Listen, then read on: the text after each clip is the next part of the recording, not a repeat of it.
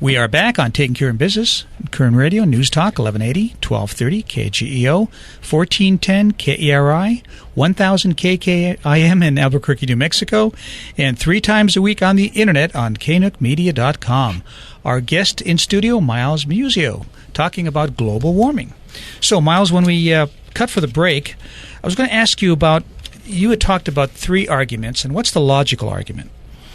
Well, the logical argument is that the proportionality of carbon dioxide is just so insignificant that it doesn't really make any difference what we do. It's sort of like, here's what it's like. It's like if you were to eat a BLT, and the B stands for bacon, and you know bacon's bad for you because it's got cholesterol and salt and all that stuff. If you take one bite of that, how much of your life will be shortened because of it? Can you quantify that? Will it be 15 minutes? 15 months? What will it be? Well, as it turns out, you don't know. I mean, because there are other things that are going to happen in the meantime. Same thing with carbon dioxide. They say that this much additional is going to cause this horrible effect. There are computer models that say we're all going to die. It's going to look like Venus. You know, we're going to have sulfuric acid, and it's going to be 600 degrees. All of that is just hype, big-time hype. Here is how it works. They talk about the greenhouse effect. The atmosphere is not a greenhouse. A greenhouse has this plate of glass, and it allows solar energy to come in. It's shortwave. Here's the way the whole thing works. Shortwave radiation, which is radiation, little electromagnetic packets that have a short wavelength, come in from the sun, and they warm the Earth. That's, again, shortwave. Visible light, ultraviolet light, and then the Earth gets warm. And so the warm Earth now radiates back into space, not at short waves, but at long wavelengths. That's an important point because there are 2 different kinds of energy. If you've ever seen a radiator, they don't really have them now, but back in New York and the 1940s they did. You don't have to touch the radiator to feel the heat. It's like a car engine block, after it's been running. You don't have to touch it. That is the long wave radiation coming back. So the long wave radiation from the ground radiates back through the atmosphere that just happens to be here, and the molecules resonate with certain wavelengths. It's like a microwave. All right, now a microwave, how does that work? You put your ham sandwich into the microwave, you close it up, and on the top there's a magnetron which takes electricity and turns it into radio waves at 2.5 gigahertz. And those radio waves get right down to the molecular level of the ham sandwich, and they cause the molecules to twitter and move and create kinetic heat. That's the way it works in the atmosphere. The warm Earth is sort of like the magnetron, like the microwave, and it is sending up long-wave radiation, and carbon dioxide and water molecules twitter at certain wavelengths and create kinetic heat. The heat is not trapped. It is actually produced, every time this happens. Water vapor, by the way, is a much bigger constituent of this so-called greenhouse effect. Carbon dioxide is a minor player, but it has been politicized because we can't control water vapor, but we can control carbon dioxide. Well, now that you lost me about 5 minutes ago. Welcome back. Tell me, do you believe in global warming? Global warming is happening. It is entirely natural. And everything that people do when it comes to fossil fuel emissions, the coal industry, whatever, has a negligible effect. Like I said before, like the BLT, yes. How will it change your life? You can't say that it has absolutely no effect, but no substantive effect. So is there anything we should do to overcome global warming? Yeah, we should fight things, government entities like the EPA that are trying to bring us back into the Stone Age by saying that we've got to stop, the whole carbon dioxide thing too. More carbon dioxide is a good thing, not a bad thing. Let me say that again. More carbon dioxide will make a lush green earth because plants need it. Not only do they need it, but if there's more carbon dioxide, they thrive, and it's a good thing. We're having a conversation with our in-studio guest, Miles Muzio. Miles, I hear from government that global warming is really dangerous, and I hear from other experts that say it's not dangerous. Who's lying? You want me to just tell you who's lying? Yes. Well, here's the thing. I might be lying. You'll never hear them say that, but I might be lying. In the end, it is up to you as the individual to look into the facts of whatever, it might be something else besides global warming, whatever it is. Because these people, it could be academia, it could be politicians and the government, they have an agenda. And they are trying to drive this, and they have got all of this authority that they believe is unimpeachable, but they can still lie.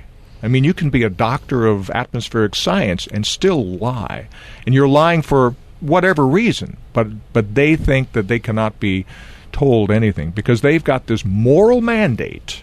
It's a moral mandate. And if it's a moral mandate, it's like a jihad. I mean, their God is telling them to do this. And so there's nothing that's off limits, including lying. Yeah, and I agree with you. I think it is agenda-driven.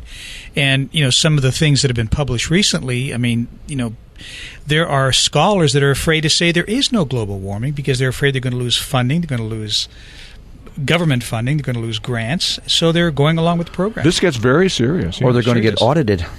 Ooh, that's exactly right. Something bad's going to happen, so they just play along. Kind of on the same subject, I got an email yesterday from somebody who was talking about chemtrails. You heard about chemtrails? No. Oh, you've never heard about chemtrails? I haven't. So there's this whole segment, this fractional segment of society that looks up and sees contrails. You know what those are? Right. They are these condensation trails behind jets.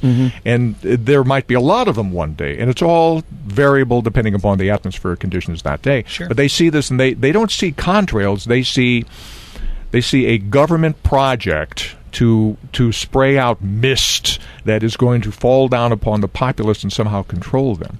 Now, it doesn't matter how much logic I bring to that argument. They are convinced to the point where they will.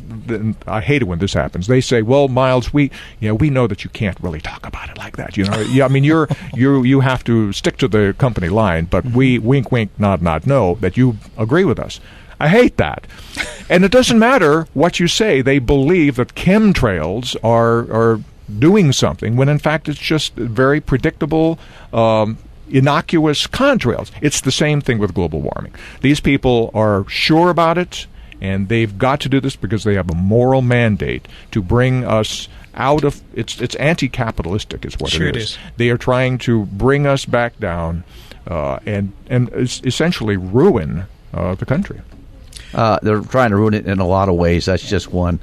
But how about going green? Everybody's going green. Is there any value to that you can see? Well, it sure sounds good, and it seems innocent. And I would say that, there's nothing wrong with that. Nothing wrong with trying to go back to nature, something like that. But when you start mandating it, and this is being promoted to people who have simplistic or peripherally engaged minds, like they're busy doing other things, and going green. Everybody's going green, so let's jump on the bandwagon. I can understand that, but I think that's insidious too. Well, the only green I want to go is with presidents' pictures on them. Oh, sure. Yeah, pictures of dead presidents. Huh? Yeah, that's right. Sounds like you're not an anti-capitalist. Well, and then the $3 bill with Obama on it. You said that, not me. No, I said it, and I hope he's listening. I always say that every show. I said I hope he's listening. It's interesting too because you look at things like the Keystone Pipeline. Okay, so we're not going to do it for environmental reasons.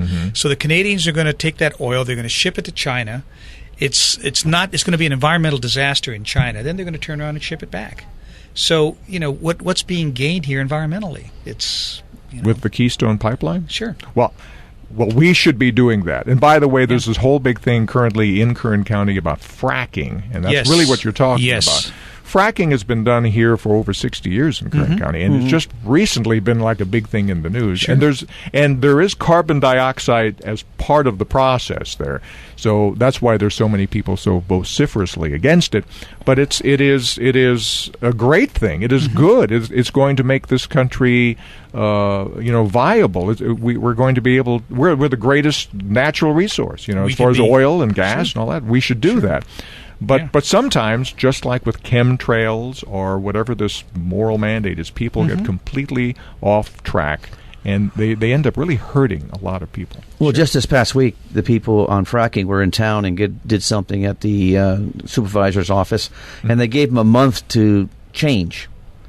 And you can't change things in a month. You can't come in and tell us what to do.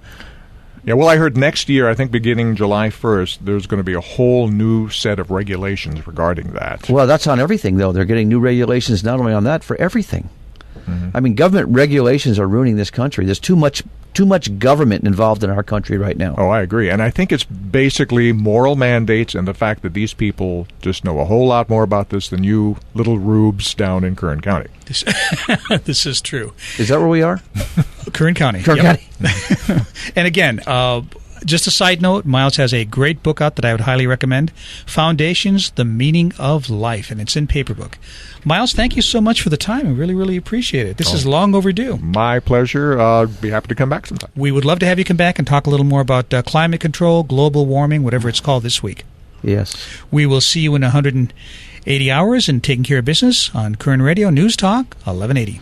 I thought it was 167. It's 167. I am really off today.